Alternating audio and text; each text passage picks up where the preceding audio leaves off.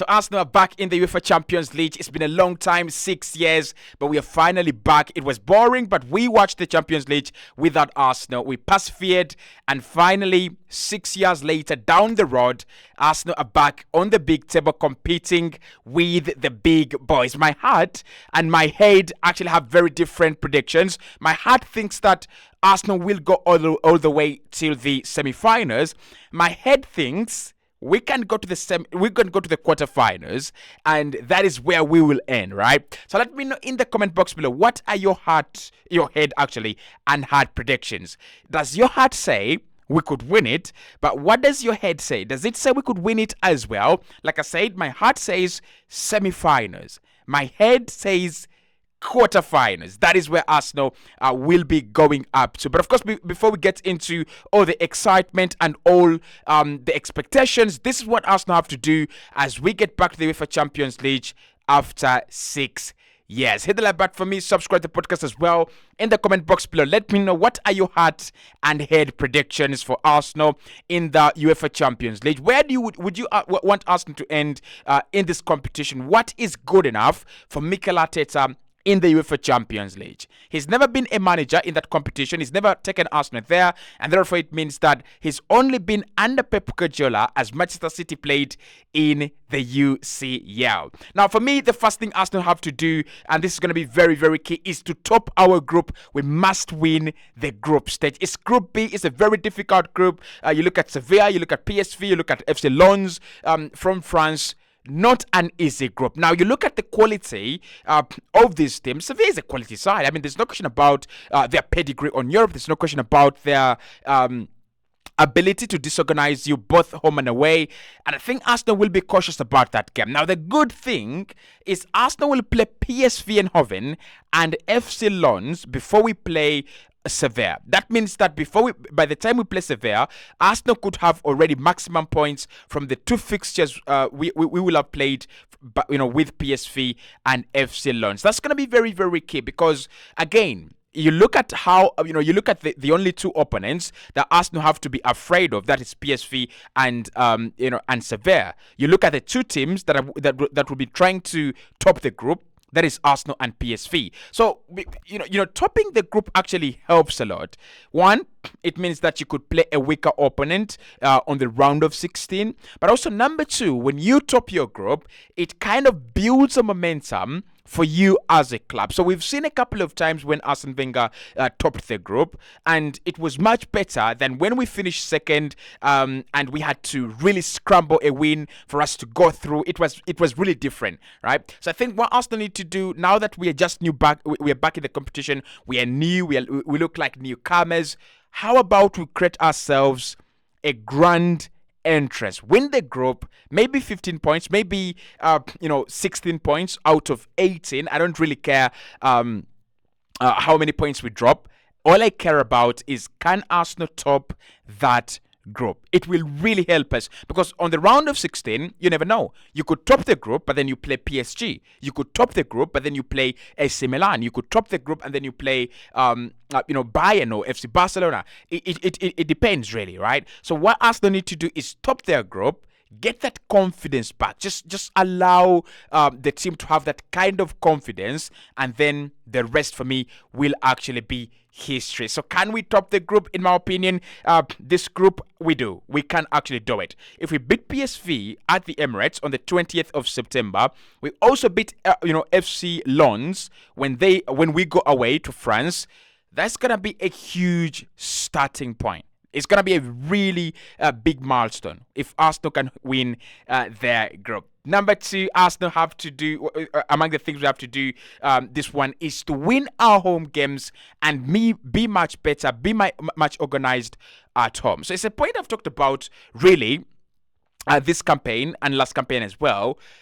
Arsenal just don't seem organized at home. We just don't seem strong at home. We look too easy. We look too easy to play against. We concede very early goals, like seconds at home, and we concede very late goals as well. We cannot consolidate wins. We cannot get those wins into our grasp. Can you imagine? Arsenal played already 3 games in the Premier League this campaign. And among those three games, Arsenal do not have a comfortable win, and Arsenal do not have maximum points out of all the three games. We've won two and drawn one. So the one thing we will need to do in the UEFA Champions League in Europe, you make your home a fortress. So if there is something that you guys know is when we went to Bayern away through the Allianz Arena, when we went to the Camp Nou, when we went to the Old Trafford, we didn't walk away with victory. We didn't walk away with joy in those stadiums. And the reason is those clubs, those huge clubs, those giants had actually mastered the art of making your home a fortress. Arsenal have got to do that. It's inexcusable. There is no excuse for Arsenal to go, well, we didn't win the group because we lost a couple of games at home. It will be an embarrassment for Arsenal to win 3 out of 3 away games and fail to top the group because we slept somewhere at home. So home games are going to be crucial. Home games are the reason Real Madrid win it. Home games are the reason Manchester City win it. Home games are the reason Chelsea win it. If you cannot win home games, if we cannot improve the way we concede goals, if we cannot improve on the way we score goals, if we cannot improve on our game management at home, I'm afraid this competition is actually not for us. And Mikel Arteta knows because we will be looking at those top sides. Just imagine going to Sevilla.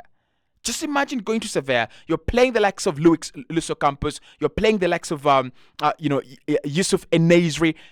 Those are top quality players. Those are the likes of Rakitic. Those are quality players. So don't expect to go in Spain and pick up 3 points if you cannot pick up 3 points at the Emirates Stadium. And then when we get to those levels where it's home and away, and it's 2 games that decide, the home advantage is going to be key. You can go and do your trash away from home, lose 1-0, lose 2-1.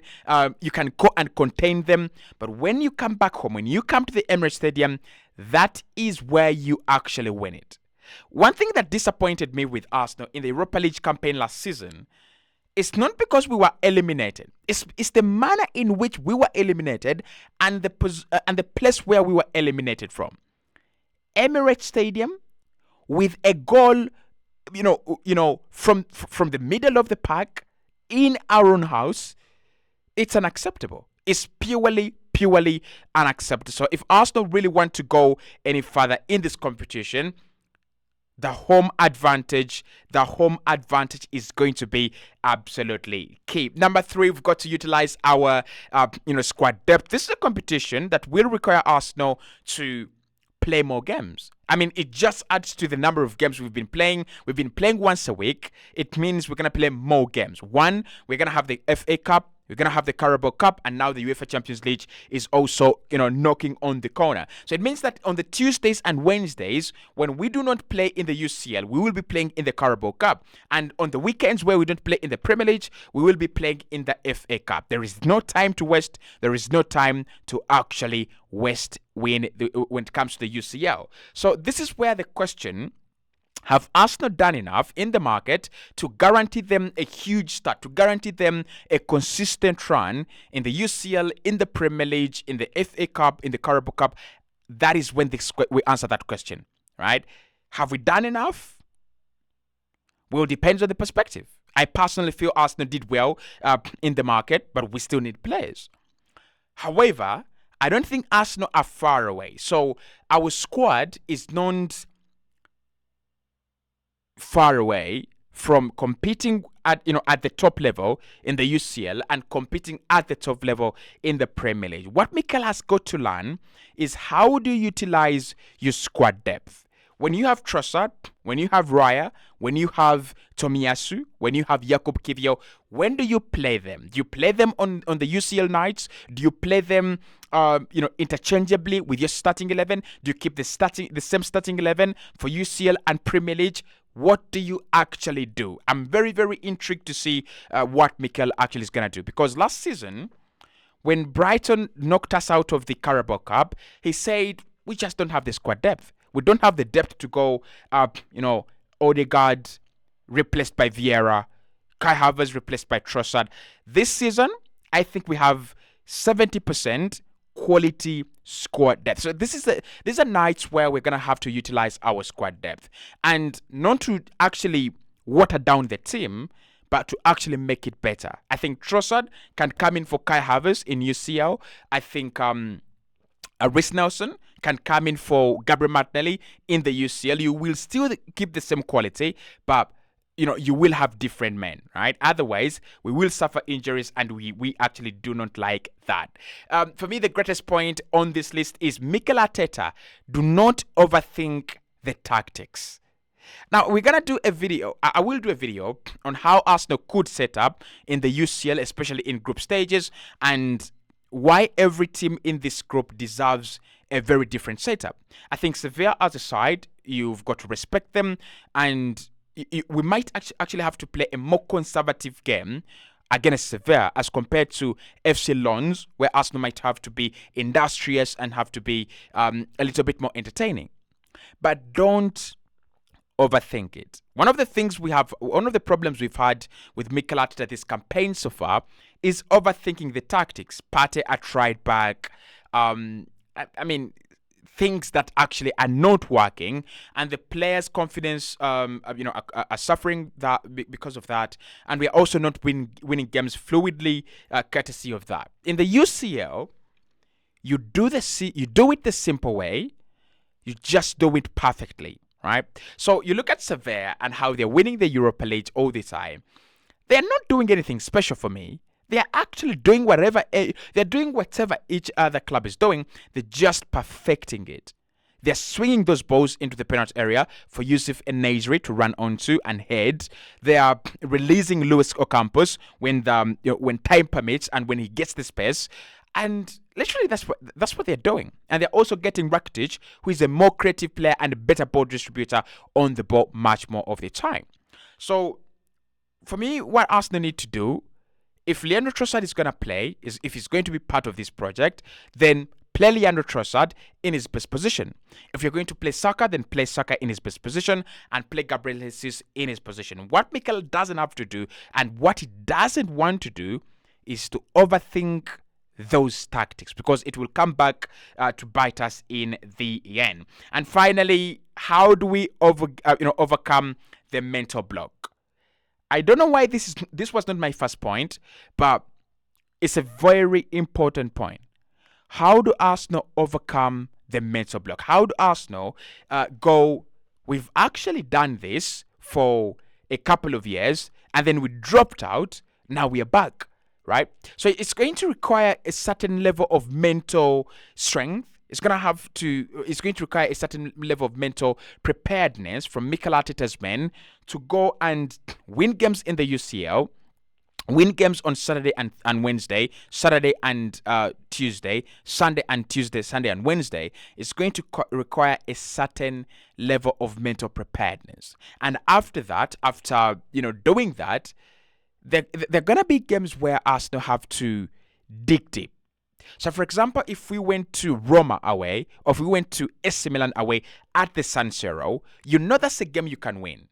But you're going to have to dig deep and dig deeper. We've seen it with Chelsea a couple of times.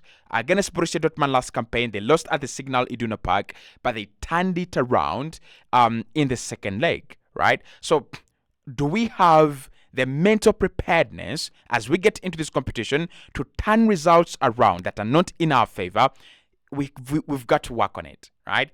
We don't want to be in the same position saying, well, Arsenal should have won the Premier League. Arsenal should have won the Premier League, but they were not mentally strong. They were not mentally, prepared. I think what happened last campaign must prepare us for the worst in every competition. So the Arsenal are back in the UEFA Champions League, and you actually love it. I'll speak to you right in the next one.